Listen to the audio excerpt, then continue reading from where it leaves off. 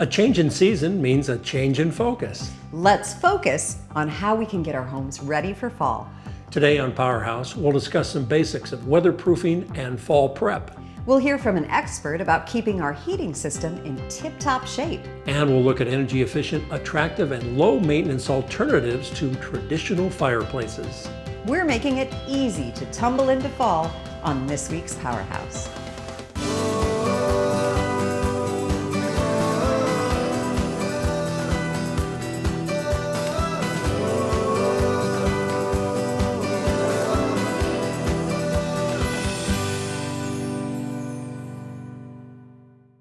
The shift in seasons means we need to shift gears in and around our powerhouses to make sure we're ready for changes in weather and other seasonal concerns. Fall is a great time to put in a little work to improve efficiency and head off problems that could be caused by winter temps.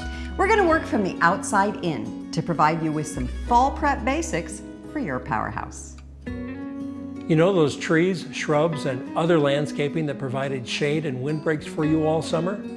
Now is the time to give them a little bit of TLC so they'll continue to help you in future seasons.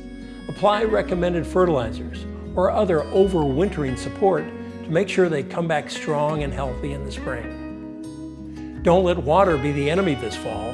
Clean out gutters of leaves and debris so that freezing damage and ice dams are less likely. Water backups and gutters that freeze and make their way under shingles can then thaw and leak into interior spaces, compromising insulation, decreasing energy efficiency, and putting you at risk for mold. Disconnect and drain your exterior hose and bring it into the garage or basement for the winter. Drain and protect exterior faucets as necessary to prevent unexpected freezing or damage that might cause burst pipes or water leaks inside your home. Cold air belongs on the outside, warm air on the inside. Fall's the perfect time to see where your home may be falling short on that goal. Drafts are usually easy to detect and correct, so here are a few tips to get you started. In some cases, especially on a windy day, you can walk around your home and feel for drafts with your hand. Check the most likely suspects like windows and doors, but also consider baseboards, outlets, and areas where building materials meet the foundation. Another couple of techniques for detecting drafts include using a small, lightweight bit of tissue paper that you hold up near the suspected problem spot to detect movement.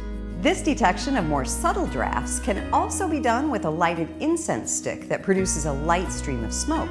Even sneaky drafts have trouble evading this type of detection.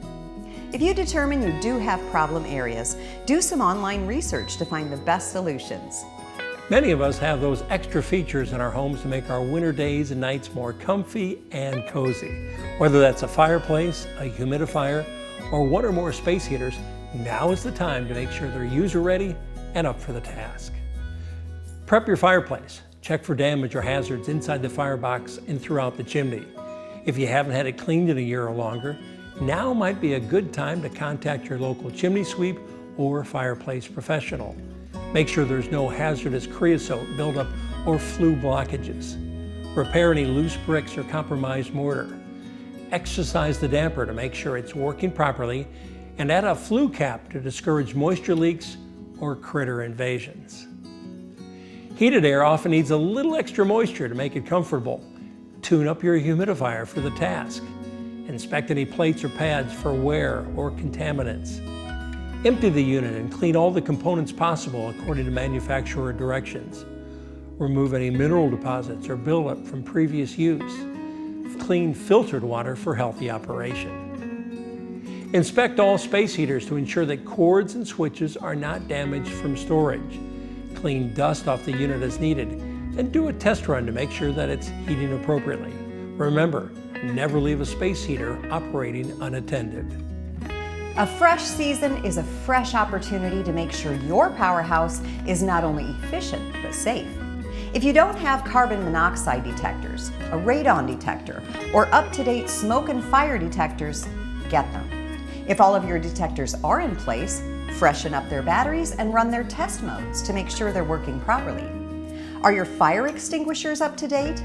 Replace or recharge them as necessary, and make sure that all occupants of the home know where they are and how and when to use them. Fire escape plans and tools should also be reviewed and inspected to make sure that you're ready should the unthinkable happen. Accumulations of old newspapers, magazines, and other flammable materials should be removed from your home periodically. Properly discard leftover hazardous household chemicals or store them in approved, clearly labeled containers away from furnaces or other heat-producing appliances. Improving efficiency and preventing damage can save you many dollars and headaches each year. A seasonally prepared home will serve you well when the blustery weather settles in. Visit AlliantEnergy.com for more tips on weatherproofing and efficiency improvements for your home.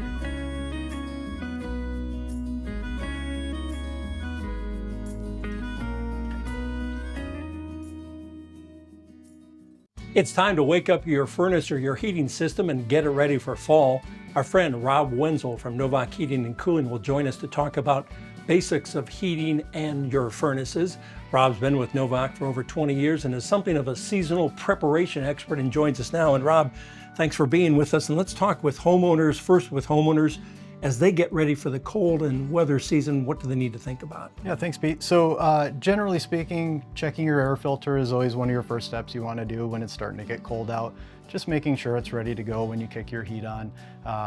Maintaining a clean filter and making sure that air is going to flow through properly, it's not all plugged up, is really one of the big callbacks that we get for a lot of customers. So making sure that's ready to go for the season is always a benefit. Now, we'll leave the mechanical tune-up to the professionals like your company, but how about homeowners thinking about how do I ensure and maintain an efficient, consistent, comfortable temperature in my home? Yeah, there's a few things you can do.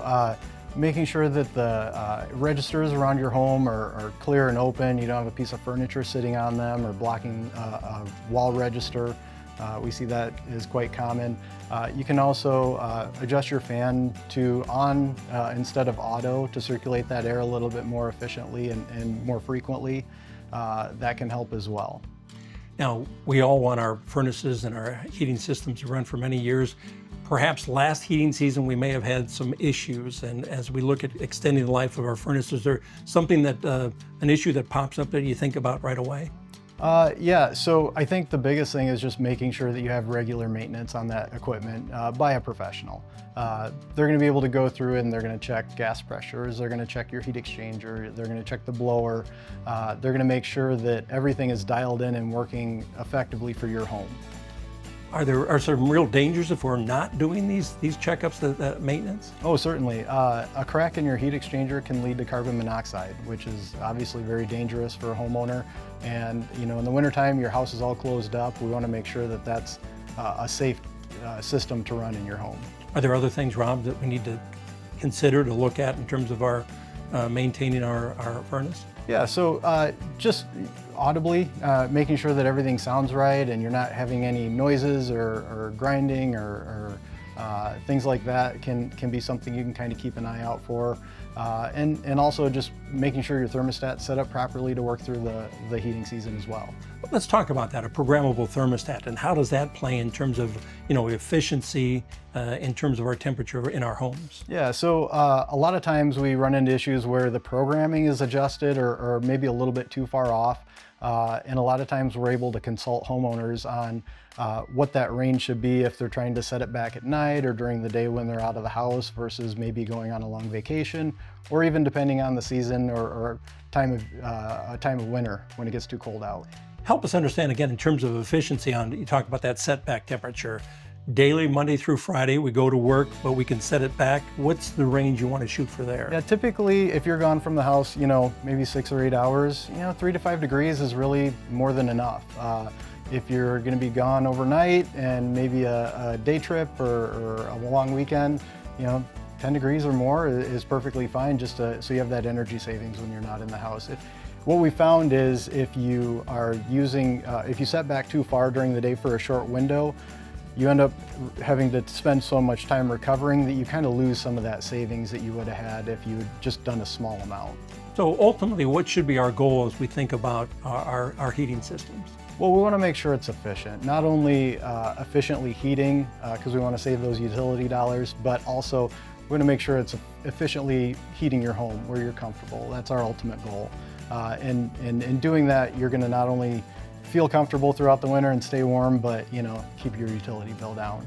Okay, so my annual maintenance from my professional to come out and check out my system, is there a better time to do that, to have that checkup? No, not really. I mean, we always advise at least once a season. Even if a lot of people like to have it done early, but there's nothing wrong if we do it later in the season. As long as you do it once a year, even if it's towards the end of winter. We have some people that do it in February and March. Give us, and I know it's hard to do, Rob, but can you kind of ballpark, I need to have that mechanical checkup with the professional, ballpark a little bit, and I imagine a range of cost. Yeah, there's a lot of different companies that do it a lot of different ways. I see a lot of prices in the $100 to $200 range. But one of the other things you can do is look for, a lot of companies will do like a discount club or membership where we'll come out in the summer, we'll check the air conditioner, do the same thing with that, come back out in the winter and we'll do the furnace as well. And then typically with that you get a lot of savings and some added benefits. You bet, but the importance of have that annual checkup. Yep. For efficiency and just again for the safety of your system, correct? Yeah, efficiency, safety, and making sure you're ready to go when it gets cold. Rob, thanks for walking us through those great details, some good information. And if you'd like more information about improving the efficiency of your HVAC for your PowerHouse, go to our website at powerhousetv.com.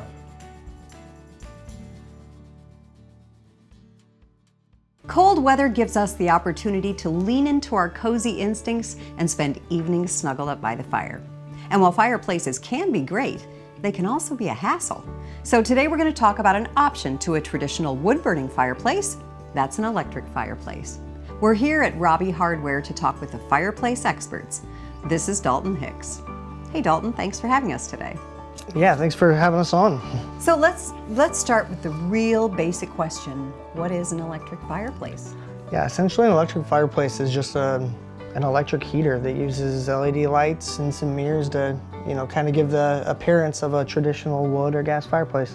And they can be inserts, right? Yep. Or they can also be standalone units? Yep, so you could use it as an insert in a wood fireplace, or more and more houses, they're all electric, are building them into the wall.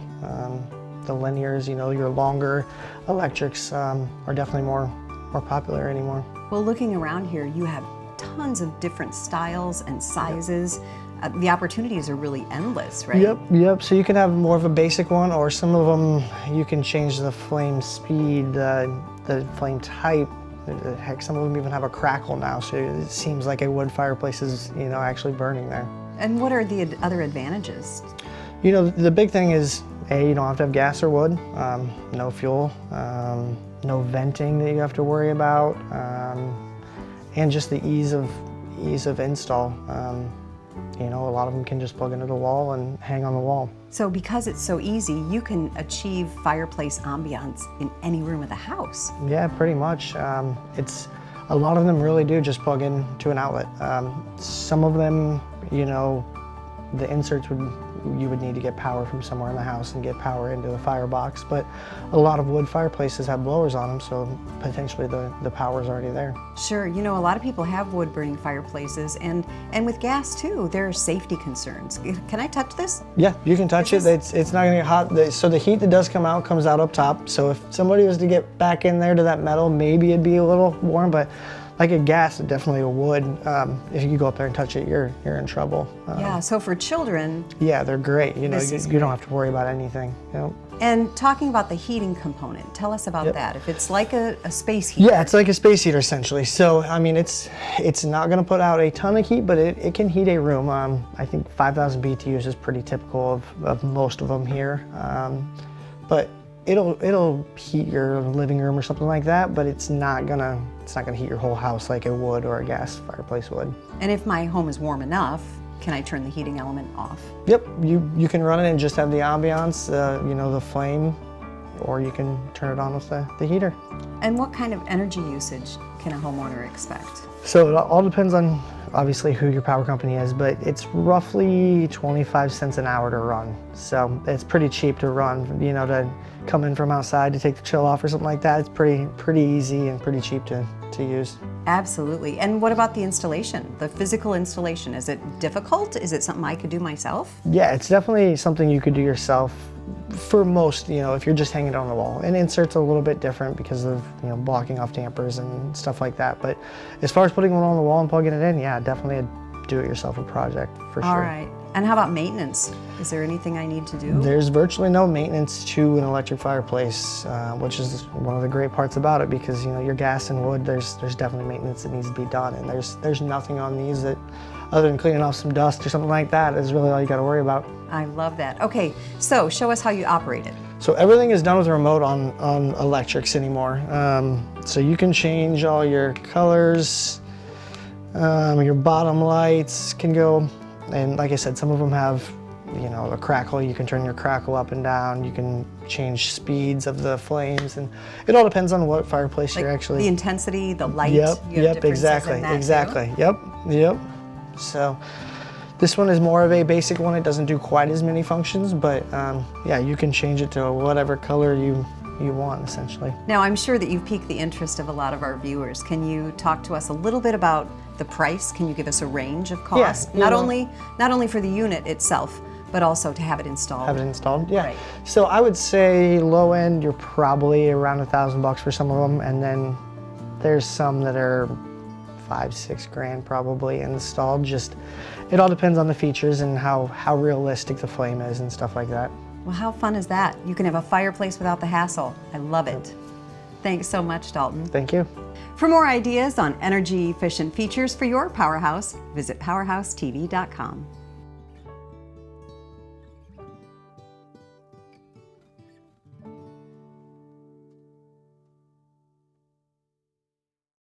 If an electric fireplace isn't quite the aesthetic you were looking for, but you'd still like a cleaner solution to a traditional fireplace, then a gas fireplace insert might be for you. Dalton Hicks from Robbie Hardware is still with us to talk about gas fireplace features and options. And Dalton, what are the first steps in terms of converting the traditional fireplace hearth into a gas fireplace? Yeah, so the first step really is getting somebody out there to measure it. It's no good when a customer comes up to the showroom, falls in love with something, and then I have to be the bearer of bad news and tell them it doesn't fit. So number one is definitely getting somebody out there to look at it, see where the gas is going to come from in the house, the electrical, you know, just making sure that all those steps are, you know, we can get gas to the firebox or we can get electrical there, and go from there. Okay, so we're good. Planning ahead. Now take us through the installation process. So essentially we have to get a liner down the chimney. So we'll have an intake and exhaust coming down the chimney. We got to get gas from some point in the house up through the firebox.